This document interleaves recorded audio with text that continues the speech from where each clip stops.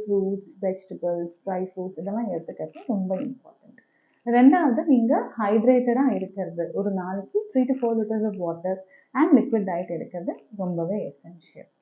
3வது weight loss. உங்களோட BMI normal ரேஞ்சில இருக்குதா? இல்ல நீங்க ஓவர் வெயிட் இல்ல ஒபீஸா இருந்தீங்கன்னா, உங்க டாக்டர் உங்களுக்கு பிரிஸ்கிரைப் பண்ற அளவுல நீங்க வெயிட் லாஸ் குடுக்கறதும் அண்ட் 4வது ரெகுலரான மாடரேட் எக்ஸர்சைஸ் 30லிருந்து 45 நிமிடங்கள் ரெகுலரான எக்ஸர்சைஸ் நீங்க எடுத்துக்கிறதும் உங்க ஃபெர்டிலிட்டியை ஆப்டிமைஸ் பண்றதுக்கு ரொம்பவே ஹெல்ப் பண்ணும். 5வது உங்களோட லைஃப் ஸ்டைல் சாய்ஸஸ், அதாவது எக்ஸசிவ் ஆல்கஹால் இல்ல ஸ்மோக்கிங் அண்ட் கஃபைன் இன்டேக்குமே நீங்க கட் டவுன் பண்றது ரொம்ப முக்கியம். அண்ட் இம்பார்ட்டண்டா ஸ்ட்ரெஸ் லெவல்ஸ். நீங்க என்ன ஜாப்ல இருந்தாலும் இல்ல ஜாப்ல இல்லைன்னா கூட உங்களோட மன அழுத்தம் இல்ல ஸ்ட்ரெஸ் லெவல்ஸ் கண்டிப்பா உங்களோட ஃபெர்டிலிட்டியை அஃபெக்ட் பண்ணும். ஸோ இந்த ஸ்ட்ரெஸ் லெவல்ஸை குறைக்கிறதுக்கு நீங்க ஏதாவது யோகா இல்ல மெடிடேஷன் அண்டர்கோ பண்றது ரொம்ப